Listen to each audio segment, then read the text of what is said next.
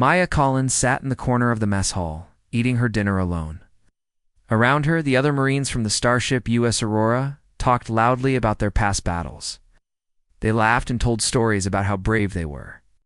Maya just listened and ate her food quietly. "Did you see how I took down those 3 aliens on Mars?" said Corporal Danny White, waving his fork in the air. Boom, boom, boom, just like that. The other soldiers cheered and patted Danny on the back. Maya looked up from her meal for just a moment, then went back to eating. Nobody noticed her watching them. They never did. Maya had been in the Earth Defense Force for 2 years now. She was good at her job, but she never bragged about it. The other Marines spent their free time in the recreation room playing games and making noise. Maya was in her small room reading training manuals and studying battle tactics. Her bunkmate, Private Kelly Adams, often asked her why she was so quiet. Maya would just smile and say she preferred to listen rather than talk. Kelly thought Maya was weird, but she was nice enough to leave her alone. The truth was that Maya learned more by watching and listening than by talking. She noticed things that other people missed. She saw how the alien soldiers moved during video briefings. She remembered which weapons worked best against different types of armor. She studied maps until she could draw them from memory. The war against the Zephyrian Empire had been going on for 3 years. The aliens were tall and gray, with 4 arms and skin that was harder than most armor. They were smart and strong, and they had better weapons than humans did. Many people thought humanity would lose the war. The Earth Defense Force had joined something called the Galactic Coalition. This was a group of different alien races that worked together to fight against the Zephyrians.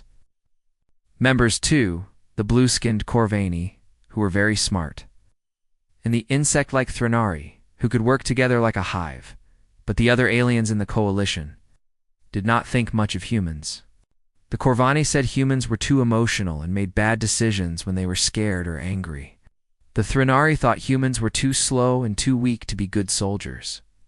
Maya had heard these comments. During briefings with coalition officers, she never said anything back, but she remembered every word. She knew that humans had something the aliens did not understand. Humans could adapt and survive in ways that surprised everyone. One morning, the alarm bells started ringing throughout the ship. All the Marines ran to the briefing room where Commander Jake Morrison was waiting for them. Maya walked calmly behind the others, her rifle slung over her shoulder. Commander Morrison looked tired and worried. He stood in front of a large screen that showed a planet with 2 suns. The planet looked brown and rocky, with small cities scattered across its surface. "Listen up, people," Commander Morrison said. "We have a big problem. The mining colony on Kepler 442b is under attack. The Zephyrians have sent their best troops there." The screen changed to show pictures of the colony.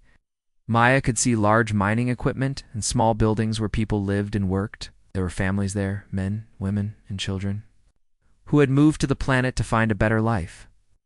"There are 15,000 civilians on that planet," the commander continued. "The Zephyrians started bombing the colony 6 hours ago. We need to get those people out of there before they all die." Sergeant Rick Carter, who led Maya's squad, raised his hand. "Sir, how many enemy troops are we talking about?" Commander Morrison's face got darker. "Intelligence says about 2,000 Zephyrian warriors. These are not regular soldiers. They're elite shock troops. The best of the best." Maya felt her heart beat faster, but her face did not change. She had read about Zephyrian shock troops in her studies. They were bigger and stronger than regular Zephyrian soldiers. Their natural armor was thicker. They carried weapons that could cut through human armor like it was made of paper. "Our job is to hold defensive positions around the evacuation points," Commander Morrison explained. "The transport ships will come down and pick up civilians.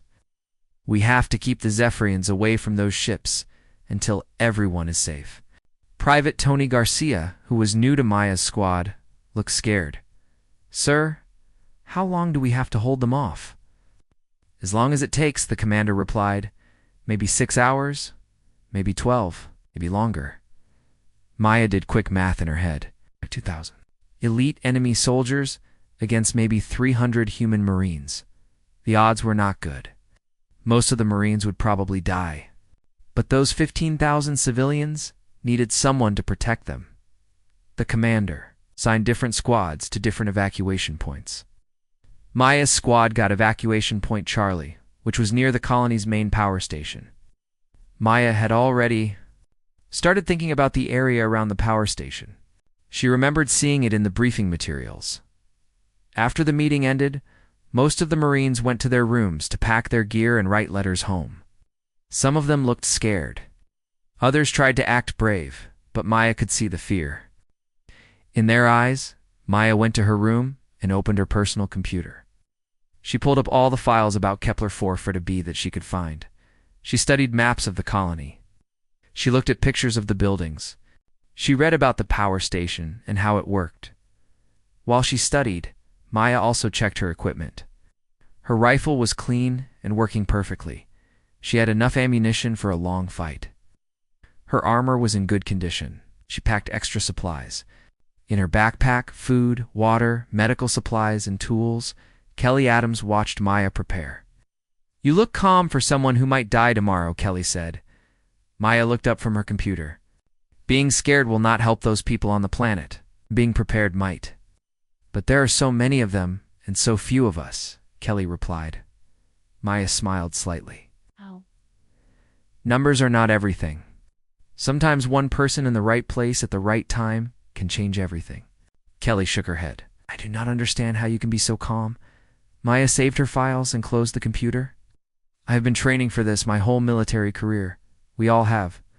We know what to do." That night, Maya did not sleep much. She lay in her bed, thinking about the battle to come. She imagined the layout of the colony. She thought about where the Zephyrians would attack from. She planned different ways to move around the area without being seen. Maya was not like the other Marines who either bragged about how brave they were or worried about dying. She was focused on the mission, as those 15,000 people needed help, and she was going to do everything she could to save them. When morning came, Maya was ready. The transport ships carrying Maya's unit flew down through the atmosphere of Kepler 442b, like metal birds diving toward the ground. Through the small windows, Maya could see smoke rising from the colony below. Buildings were on fire, and she could see dark shapes moving between the structures. The ship shook as enemy fire hit the hull. The pilot's voice came over the speaker system. 30 seconds to landing. Get ready." Maya checked her rifle one more time. Around her, the other Marines were tense. Some were praying. Others stared at the floor with wide eyes.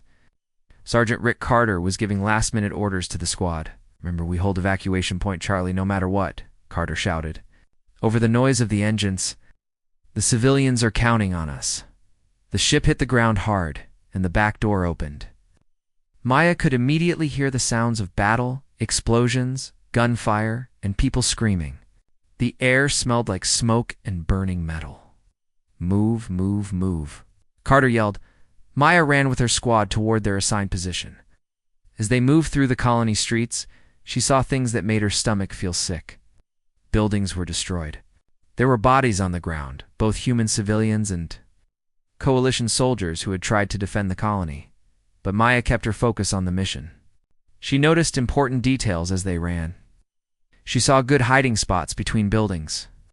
She noticed which roads provided the best escape routes. She marked the positions of enemy soldiers in her mind. Evacuation Point Charlie was a group of prefab buildings next to the colony's power station. The power station was a large concrete building with tall cooling towers that looked like giant metal tubes reaching toward the sky. When Maya's squad reached their position, they could see the first group of civilian families waiting to be evacuated. There were men, women, and children carrying small bags with their most important belongings. They looked scared but hopeful. "Set up defensive positions around the landing zone," Carter ordered. "Maya, you take the north side by those storage containers." Maya nodded and moved to her assigned position. But as she walked, she was looking at more than just the storage containers. She was studying the entire area around Evacuation Point Charlie. The power station cooling towers were tall enough to see the whole colony from the top. The maintenance tunnels that connected the buildings could provide hidden movement routes. The first Zephyrian attack came 20 minutes later. Maya heard Carter shout a warning just before the enemy soldiers appeared. They came running between the buildings like gray ghosts. their forearms carrying different weapons. They were bigger than humans, with skin that looked like gray rock. Their faces had no hair, and their eyes were completely black. The human Marines opened fire with their pulse rifles. The blue energy beams hit the Zephyrians, but most of the shots just bounced off their natural armor. The aliens kept coming, firing back with weapons that shot red energy beams. When those beams hit human armor, they cut right through it. Maya saw Private Garcia get hit in the chest, fell down and did not get up. Corporal White tried to drag Garcia to safety, but a Zephyrian beam hit White in the shoulder, spinning him around. The battle was not going well for the humans. Their weapons were not strong enough to hurt the Zephyrians easily, but the alien weapons could kill humans with one shot. While her squad fought desperately at ground level, Maya made a decision. She had studied the area the night before, and she knew there was a better way to fight this battle. Maya slipped away from her position. While the others were focused on the attacking Zephyrians, nobody noticed her leave. They were too busy trying to stay alive. She ran toward the power station and found a maintenance ladder that led up to one of the cooling towers. The ladder was old and rusty, but it held her weight. Maya climbed quickly, her rifle strapped to her back. From the top of the cooling tower, Maya could see the entire battle. She could see her squad fighting near the evacuation point. She could see more Zephyrian soldiers moving toward them from 3 different directions. Most importantly, she could see the enemy squad leader who was directing the attack with hand signals. Maya had brought her rifle with her, but she had made some changes to it during the trip to the planet. She had attached a better scope and adjusted the power settings. She had also brought special ammunition that was designed to punch through armor. She set up her rifle carefully, using the metal railing of the cooling tower as a rest. Through her scope, she could see the Zephyrian squad leader clearly. He was taller than the other aliens and had more armor. He was pointing with 2 of his arms, telling his soldiers where to attack. Maya took a deep breath and held it. Oh. She squeezed the trigger slowly, just like she had practiced thousands of times. The shot hit the Zephyrian leader in the head. His skull exploded in a spray of blue blood, and his body fell backward. The other Zephyrians immediately stopped their organized attack. Without their leader, they did not know what to do. Maya quickly aimed at her second target, a Zephyrian carrying a large weapon that shot explosive rounds. She fired again. The alien dropped his heavy weapon and fell to the ground. Her third shot took out the Zephyrian, who was carrying communication equipment.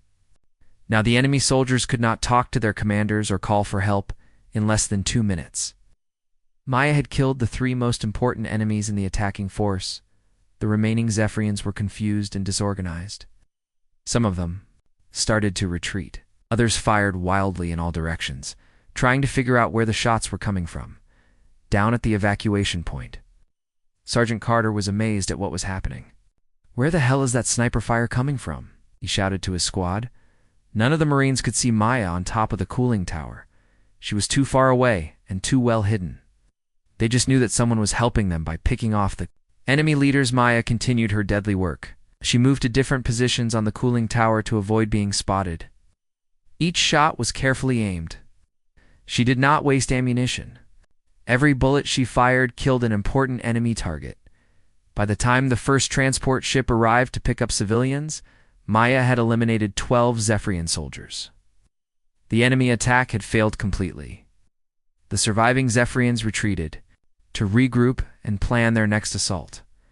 As Maya climbed down from the cooling tower, she could hear Sergeant Carter on his radio talking to command. "Evacuation point Charlie is secure for now. We had help from an unknown sniper. Whoever it was saved our lives." Maya walked back to her squad's position as if she had never left. Carter looked at her with surprise. "Maya, where were you?" "I thought you were hit." "I was checking our flanks, Sergeant," Maya replied calmly. "I wanted to make sure no enemies were sneaking up on us." Carter nodded. "Good thinking. Did you see where those sniper shots came from?" Maya looked toward the cooling tower, then shook her head. "No, Sergeant, but whoever it was, they know what they are doing." As the first group of civilians boarded the transport ship, Maya was already planning for the next enemy attack. She Knew the Zephyrians would come back with more soldiers and better tactics. But she also knew something they did not know. She was just getting started. The second day of fighting began before sunrise. Maya had spent the night moving through the colony's underground maintenance tunnels, learning every path and hiding spot. While her squad slept in shifts at the evacuation point, Maya was studying. The enemy? She had found a Zephyrian communication device on one of the soldiers she killed. Using knowledge from her training manuals, Maya managed to listen to their radio messages. She could not understand their language completely, but she learned enough to know they were scared. The aliens were calling her silent death in their own language. They thought some new coalition weapon was hunting them. I almost Smiled when she heard this. They had no idea it was just one quiet human with a rifle. By dawn, Maya had counted the enemy forces. There were about 800 Zephyrians left. In the main group, plus smaller teams, scattered around the colony, their commander was a big alien with red markings on his armor. The other Zephyrians seemed afraid of him. Maya watched from a destroyed building as the red-marked commander gave orders to his troops. He was angry about losing so many soldiers the day before. He pointed toward the evacuation points and made threatening gestures. Through her rifle scope, Maya could have killed the commander easily. But she had a better plan. If she killed him too quickly, another leader would take his place. Instead, she would kill his officers one by one, making him scared and confused. The Zephyrian attack began at sunrise. This time they came from 5 different directions, trying to surround all 3 evacuation points at once. Maya knew she could not be everywhere, so she had to choose her targets carefully. She started with evacuation point Alpha, where Commander Morrison's main force was defending. The Zephyrians there had brought heavy weapons, big guns that could destroy the transport ships. Maya moved through the tunnel system until she was behind enemy lines. Her first target was the heavy weapons team. From a hidden position in a ruined store, Maya shot the alien operating the big gun. Her second shot killed the alien carrying ammunition. The third shot destroyed the weapon itself by hitting its power source. The Zephyrians at Alpha evacuation point spun around, trying to find where the shots came from. While they were confused, Commander Morrison's Marines attacked from the front. Caught between 2 threats, the aliens retreated. Maya was already moving to her next position. She used maintenance tunnels and damaged buildings to stay hidden. The Zephyrians never saw her coming or going. She was like a ghost that appeared, killed, and vanished. At evacuation point Beta, the aliens had brought flying drones that shot down at the human defenders. Maya climbed to the roof of a tall building and used her modified rifle to shoot the drones out of the sky. Without air support, the ground attack failed, but evacuation point Charlie needed the most help. The red-marked commander had sent his best troops there, trying to break through where Maya's squad was defending. Sergeant Carter and his Marines were running out of ammunition and taking heavy losses. Maya moved quickly through the colony. On the way, she saw something that made her angry. A group of Zephyrians had found some human civilians who were trying to hide in a basement. The aliens were dragging the families out to kill them. Maya forgot about being careful and quiet. Attacked the Zephyrians directly, firing rapidly. She killed 6 aliens in less than 30 seconds, but the last one managed to wound her. A red energy beam burned across her left arm, making her grunt in pain. The civilians she saved were a family with 2 young children. The mother was crying and thanking Maya over and over. Maya helped them get to a transport ship, even though her arm was bleeding. "You saved us," the father said. "What is your name?" "Just get to safety," Maya replied. She did not want to waste time talking when there were more people to protect. By the second night, Maya had killed over 100 Zephyrian soldiers. The aliens were becoming desperate and scared. They started moving in larger groups and shooting at shadows. Their red-marked commander was sending angry messages to his superiors, asking for more troops. Maya found their main camp by following the radio signals. It was set up in the colony's old warehouse district, with guards posted around the buildings. Normal soldiers would never try to attack such a well-defended position alone, but Maya was not normal. and she was not planning a direct attack. She spent hours crawling through drainage pipes to get under the warehouse complex. The Zephyrians had not thought to guard the underground areas. Maya planted explosive charges on their ammunition storage and fuel supplies. When the explosions went off at midnight, the entire warehouse district lit up like a small sun. The blast was so big that people could see it from space. Half the Zephyrian supplies were destroyed. Many of their vehicles were damaged or destroyed. The red-marked commanders survived the explosion. But Maya could hear him screaming orders at his troops over their radio system. He was starting to panic. His soldiers were scared and tired. They had never faced an enemy like this before. On the third day, coalition reinforcements finally arrived. Ships from 3 different alien races dropped troops around the colony. The Corvani brought advanced energy weapons. The Threnari sent warrior drones that could work together perfectly, but by the time the reinforcements landed, there were only about 200 Zephorians left. Maya had killed or wounded most of the enemy force by herself. The aliens who were still alive were hiding and trying to find a way to escape the planet. General Vexhai, the blue-skinned Corvani commander, could not believe the reports his officers gave him. "You are telling me that 1 human soldier eliminated 600 enemy troops?" he asked. "Yes, sir," replied Captain Lisa Jordan from the Aurora. "We have been tracking the pattern of enemy losses. They all point to a single sniper operating independently." General Vexhai shook his head. "Impossible. No single warrior could achieve such results against Zephyrian shock troops." "The evidence speaks for itself, General," Captain Jordan said. "Someone has been systematically destroying their command structure and supply lines."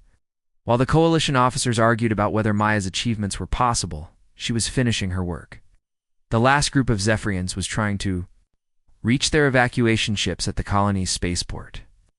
Maya got there first. From a position in the spaceport control tower, she could see the remaining aliens running across the landing field. Their red-marked commander was with them, carrying a wounded soldier. Maya aimed carefully and fired her last shot of the battle. The Zephyrian commander fell, and his troops scattered in panic. Within an hour, coalition forces had captured or killed all the remaining enemies. The battle for Kepler 442b was over. Maya walked out of the spaceport control tower as coalition soldiers secured the area. Her uniform was dirty and torn. Her left arm was bandaged where the energy beam had hit her. She looked tired but calm. Sergeant Carter saw her first. He ran over with a big smile on his face. "Maya, there you are.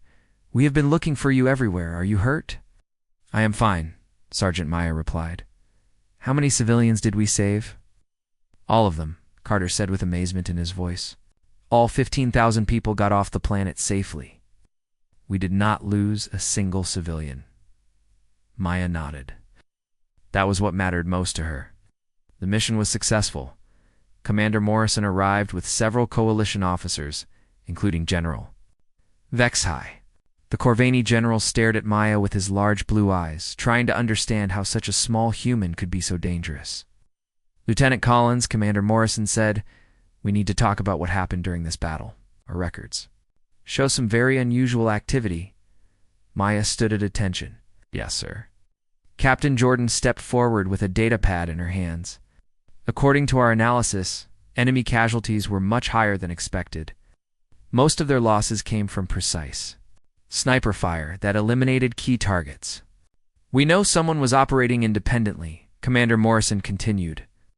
"Someone who knew exactly where to hit the enemy to cause maximum damage. Someone who could move around the colony without being detected." General Vexhai spoke up. The Zephyrians were calling this person Silent Death. They thought it was some new coalition superweapon. "Their reports say this sniper killed over 300 enemy soldiers." Maya looked straight ahead and said nothing.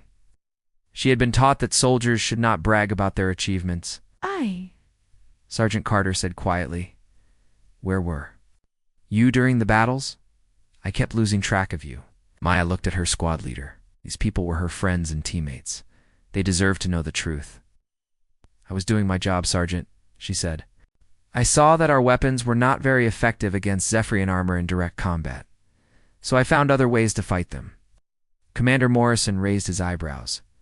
"Other ways?" I studied the colony layout and found positions where I could.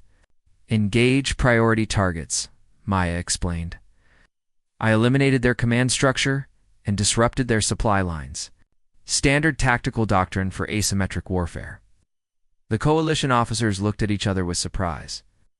Maya was talking about advanced military strategy like it was simple common sense. General Vexai stepped closer to Maya. "We're telling me that you single-handedly neutralized an entire Zephyrian shock force?" "I followed my training and completed the mission, sir," Maya replied. Captain Jordan checked her datapad. "Maya, our records show you eliminated the enemy commander, 7 squad leaders, 12 heavy weapon specialists, 15 communication officers, and destroyed their main supply depot.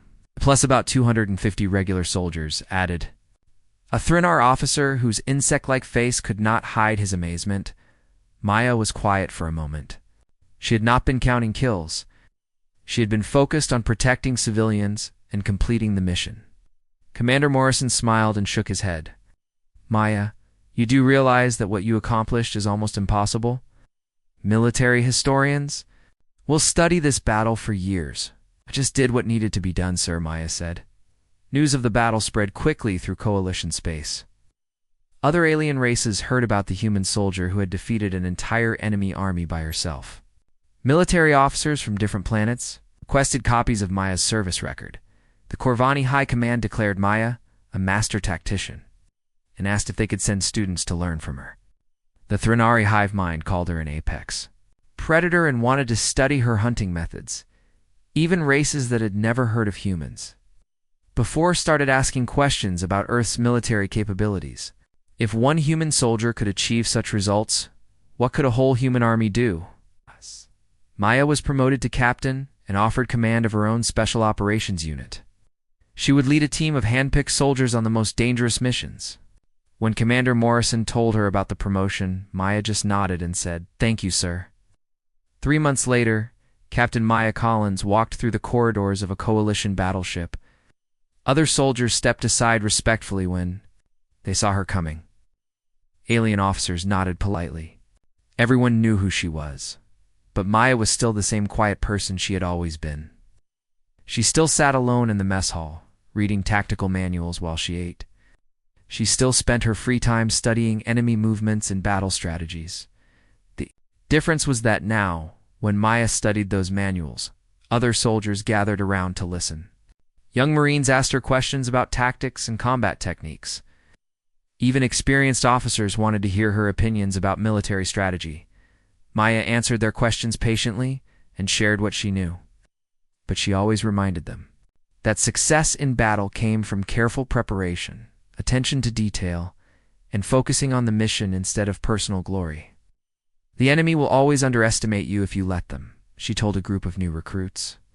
"Being quiet and careful is not the same as being weak.